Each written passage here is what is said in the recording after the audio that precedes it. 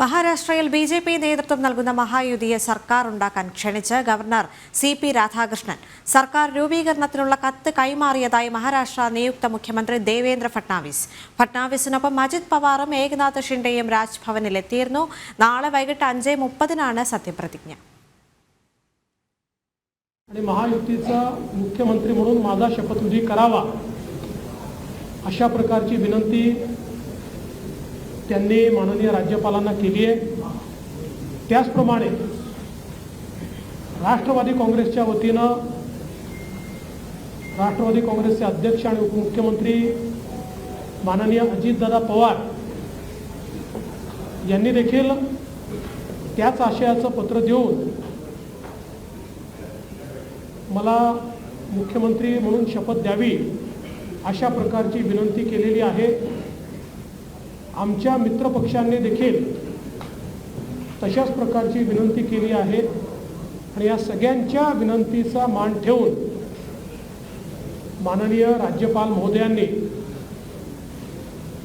आम्हाला निमंत्रित केलेलं आहे. देशाचे प्रधानमंत्री माननीय मोदीजींच्या उपस्थितीत വിവരങ്ങളുമായി ജിഷ്ണു കൃഷ്ണൻ ചേരുന്നുണ്ട്. ജിഷ്ണു, നമുക്കറിയാം ചക്രവ്യൂഹം ഭേദിച്ച് പുറത്തേക്ക് വന്ന ആധുനിക അഭിമന്യുവാണ് താനെന്ന് ഉറക്കെ പ്രഖ്യാപിച്ചുകൊണ്ട് മുഖ്യമന്ത്രി പദത്തിലേക്ക് വരികയാണ് ദേവേന്ദ്ര ഫട്നാവിസ്. നാളെ എത്രത്തോളം വിപുലമായ ചടങ്ങുകളാണ് സത്യപ്രതിജ്ഞയോടനുബന്ധിച്ച് ഒരുക്കുന്നത്? ദേവിക, നാളെ വൈകിട്ട് 5 മണിക്ക് മുംബൈയിൽ ആസാദി മൈതാനിയിലാണ് മഹായുതി സർക്കാരിന്റെ സത്യപ്രതിജ്ഞാ ചടങ്ങ് നടക്കുന്നത്. ദേവിക ചൂണ്ടിക്കാട്ടിയതുപോലെ പ്രൗഢഗംഭീരമായ ചടങ്ങ് തന്നെയായിരിക്കും മഹാരാഷ്ട്രയിൽ സത്യപ്രതിജ്ഞാ ചടങ്ങ് എന്നുള്ള കാര്യത്തിൽ യാതൊരു സംശയവുമില്ല. കാരണം നിയമസഭാ തെരഞ്ഞെടുപ്പിൽ മികച്ച വിജയം, കരുത്തുറ്റ വിജയമാണ് ബി.ജെ.പി നേതൃത്വം നൽകുന്ന മഹായുതി നേടിയിട്ടുള്ളത്. 288 അംഗ നിയമസഭയിൽ 234, അതായത് കോൺഗ്രസ് ഉൾപ്പെടുന്ന മറുപക്ഷത്തിന് ഒരു പ്രതിപക്ഷ നേതാവിനെ തെരഞ്ഞെടുക്കാനുള്ള അംഗബലം പോലും ഇല്ലാത്ത രീതിയിലുള്ള മൃഗീയ ഭൂരിപക്ഷം ബി.ജെ.പി നേതൃത്വം നൽകുന്ന സഖ്യത്തിന് ലഭിച്ചിരുന്നു. അതുകൊണ്ട് സത്യപ്രതിജ്ഞ അത്രത്തോളം പ്രൗഢഗംഭീരമാകുമെന്ന കാര്യത്തിൽ യാതൊരു സംശയവുമില്ല. ഇന്ന് രാവിലെ മുംബൈയിൽ ബി.ജെ.പിയുടെ കേന്ദ്ര നേതൃത്വം നിയോഗിച്ചിട്ടുള്ള നിരീക്ഷകരായിട്ടുള്ള ധനമന്ത്രി നിർമ്മല സീതാരാമന്റെയും മുൻ ഗുജറാത്ത് മുഖ്യമന്ത്രി വിജയ് രൂപാണിയുടെയും നേതൃത്വത്തിൽ ചേർന്ന ബി.ജെ.പിയുടെ കോർ കമ്മിറ്റി യോഗമാണ് ദേവേന്ദ്ര ഫട്നാവിസ് മുഖ്യമന്ത്രിയാകട്ടെ എന്ന തീരുമാനം കൈക്കൊണ്ടത്. ശേഷം നടന്ന ബി.ജെ.പിയുടെ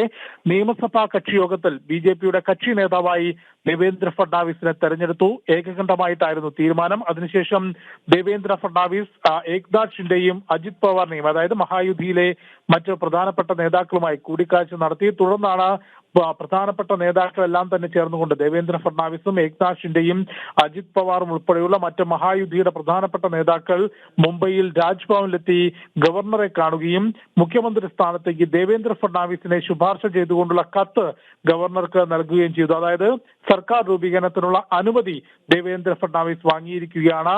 നാളെ വൈകിട്ട് 5 മണിയോടുകൂടിയാണ് സത്യപ്രതിജ്ഞാ ചടങ്ങ് നടക്കുക. പ്രധാനമന്ത്രി നരേന്ദ്രമോദി, ആഭ്യന്തരമന്ത്രി അമിത്ഷാ കൂടാതെ ബി.ജെ.പിയുടെ ദേശീയ അധ്യക്ഷനും കേന്ദ്രമന്ത്രിയുമായിട്ടുള്ള ജെ.പി. നദ്ദ, ബി.ജെ.പി ഭരണം നടത്തുന്ന സംസ്ഥാനങ്ങളിലെ മുഖ്യമന്ത്രിമാർ തുടങ്ങി പ്രമുഖരുടെ സാന്നിധ്യം നാളെ മുംബൈയിൽ ഉണ്ടാകും. അത്രയധികം പ്രൗഢഗംഭീരമായ ചടങ്ങിൽ ദേവേന്ദ്ര ഫട്നാവിസ് വീണ്ടും മഹാരാഷ്ട്രയുടെ മുഖ്യമന്ത്രി കസേര ഏറ്റെടുക്കുമെന്നുള്ളതാണ് ഏറ്റവും പ്രധാനപ്പെട്ട കാര്യം. 2014 മഹാരാഷ്ട്രയിൽ ആദ്യമായി മുഖ്യമന്ത്രിയെ തെരഞ്ഞെടുക്കാനുള്ള അവസരം ബി.ജെ.പിക്ക് ലഭിച്ചപ്പോൾ അന്ന് ബി.ജെ.പി നേതൃത്വം പരിഗണിച്ച ഏറ്റവും ആദ്യത്തെ പേര്, അന്ന് ബി.ജെ.പി നേതൃത്വത്തിന് മുൻപിലെ പട്ടികയിൽ ആദ്യ പേരുകാരൻ ദേവേന്ദ്ര ഫട്നാവിസ് തന്നെയായിരുന്നു. 1999 മുതൽ നിയമസഭാ അംഗമായിട്ടുള്ള വ്യക്തി. മുൻപ് നാഗ്പൂർ മേയർ എന്നുള്ള രീതിയിൽ ചുമതല വഹിച്ചു.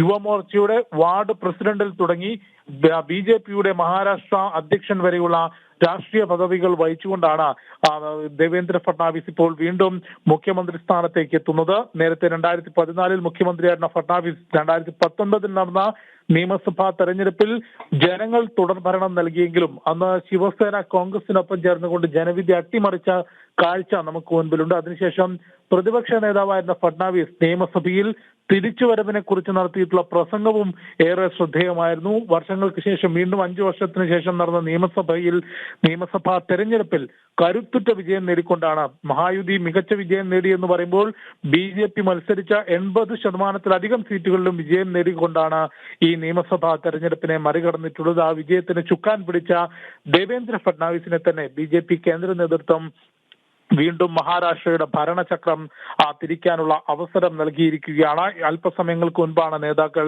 രാജ്ഭവനിലെത്തി സർക്കാർ രൂപീകരണത്തിനുള്ള അനുമതി തേടിയത്. അതിനുശേഷം മാധ്യമങ്ങളെ കണ്ടിരുന്നു. ജനങ്ങളോടും മഹായുതി നേതാക്കളോടും നന്ദി അറിയിച്ച ദേവേന്ദ്ര ഫഡ്നാവിസ് ജനങ്ങൾക്ക് വേണ്ടിയുള്ള ഭരണമായിരിക്കും സർക്കാരിന്റെ മഹായുതി സർക്കാർ തുടർന്നു കൊണ്ടുപോവുക. ഏക്നാഥ് ഷിൻഡെ സർക്കാർ ചരിത്രത്തിലില്ലാത്ത വിധത്തിലുള്ള വികസന പ്രവർത്തനങ്ങൾ മഹാരാഷ്ട്രയിൽ നടത്തിയിട്ടുണ്ട്. അതിന്റെ തുടർ പ്രവർത്തനങ്ങൾ ഉണ്ടാകും, ജനങ്ങൾക്ക് വേണ്ടിയുള്ള പ്രവർത്തനങ്ങൾ ഉണ്ടാകും എന്നാണ് ദേവേന്ദ്ര ഫഡ്നാവിസ് വ്യക്തമാക്കിയത്. ദേവിക.